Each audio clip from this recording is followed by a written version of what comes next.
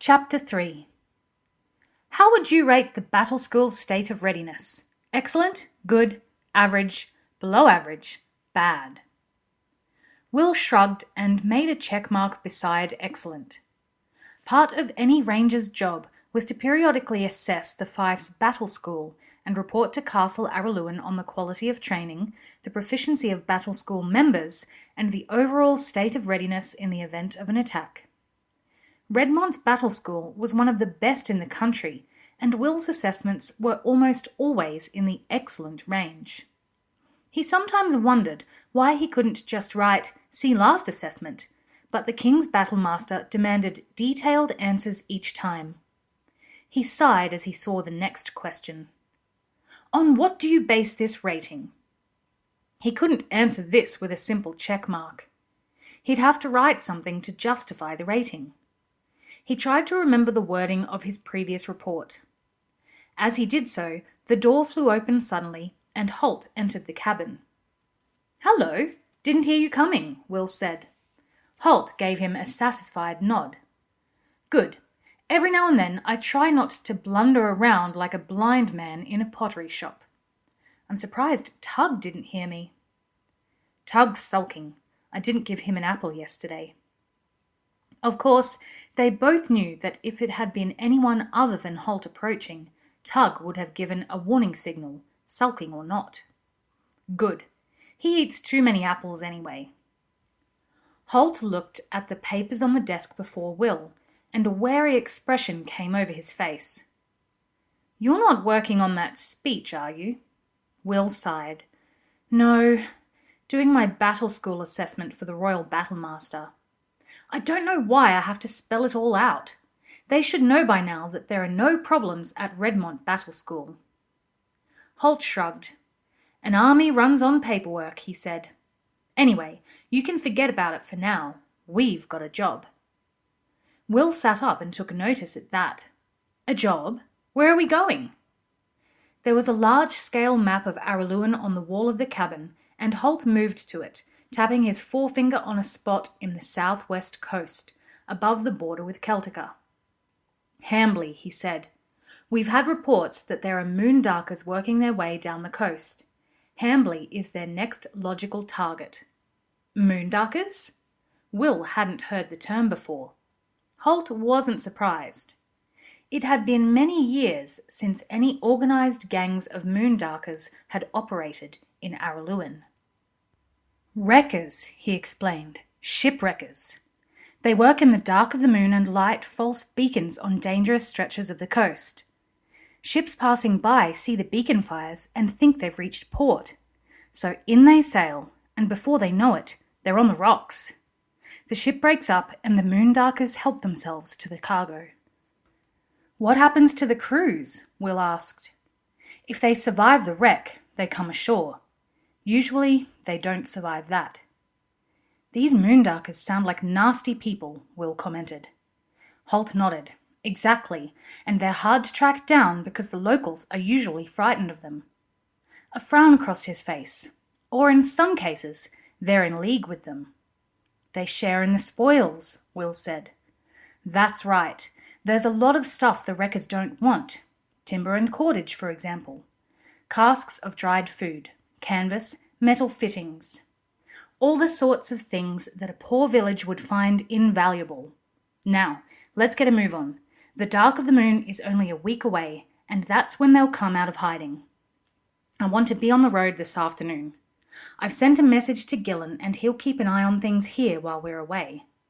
"I'll get my travel gear," Will said. He hesitated, looking at the unfinished assessment form. "I suppose I could do this while we're on the road," he said. Halt picked up the form and tore it in half, before Will's cry of protest could stop him. "Better idea.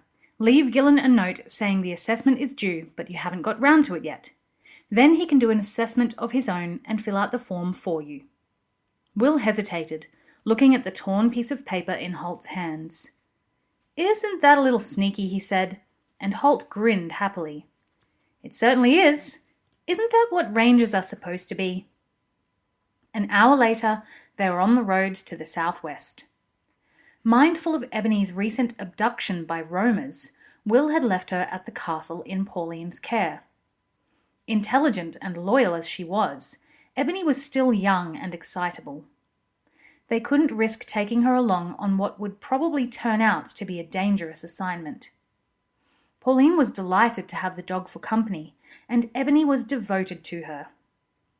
As they rode, Will chuckled quietly to himself. Halt turned in his saddle to look at him. "Something funny?"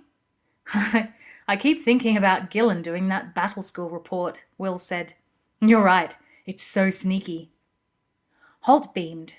"It serves him right for all the times he tried to ambush me on the way to gatherings," he said. "Sometimes former apprentices lose all respect for their former masters." He glanced meaningfully at Will, who hastened to reply.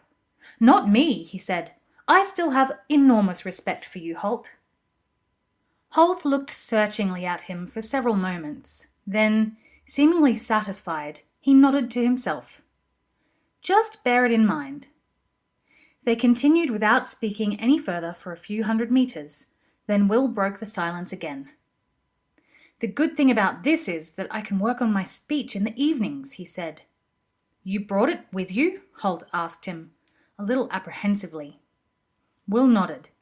"I thought it would be a good opportunity to work on it without distractions."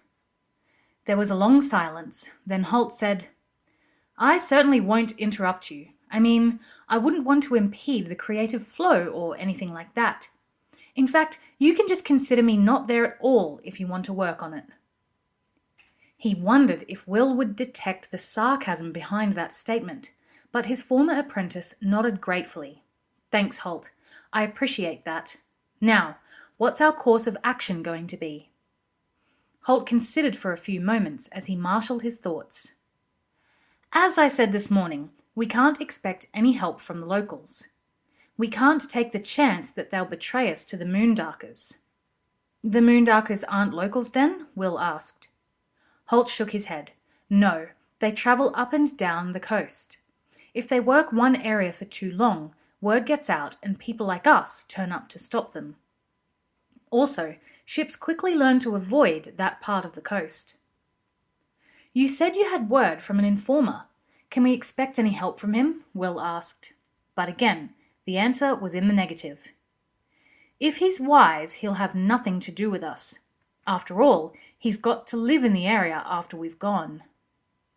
"That makes sense. So, what's our plan?" "We'll make camp and scout around, hopefully without being seen ourselves. Usually, the Moondarkers don't stay in the villages, so they'll have a camp somewhere in the area as well. That'll be hard to conceal because there will be 15 to 20 of them. So we scout around for that, and we look for signs that they're getting ready." "Like what?" "Like a beacon fire being prepared on the wrong headland. They'll have to build that a day or two in advance. Plus, we'll need to post a lookout to the north for ships making their way down the coast. And we need to keep an eye out for other people who are looking for the same thing." "And if we see any of these things happening?" Will asked. Halt smiled at him. The smile reminded Will of a wolf showing its teeth. "Then I'll ask them to stop. I can be very persuasive when I put my mind to it." "I've noticed that in the past," Will said. They made good time for the rest of the day, setting the horses into the ranger forced march pattern, alternating between cantering and walking. Dusk was falling when Halt indicated a cleared spot under a group of trees. "That looks like a decent campsite," he said. "We may as well get set up before it's too dark." "Do you want me to cook?" Will asked. He knew Halt was capable of doing it. But Will actually enjoyed the work of preparing meals, and he was an excellent camp cook, always carrying a travelling kit of spices and ingredients to improve the flavour of the meals he prepared. Since rangers were often forced to exist on dried meat and fruit and flatbread, he always felt they should enjoy good meals when they had the chance. Halt agreed with him in this matter. "I'll look forward to it," he said. "Once we're near Hamily, it'll be cold camps and hard rations, so we might as well enjoy some hot food and coffee while we can. I'll clean up later." In spite of their former master-apprentice relationship, Halt nowadays considered Will as an equal and was always willing to share campsite chores with him. "Excellent," Will said. Like a lot of cooks, he enjoyed the process of preparation, but was less enthusiastic about the cleaning up that followed. "That'll give me time to work on my speech." "I'll look forward to that too," Halt said, straight-faced.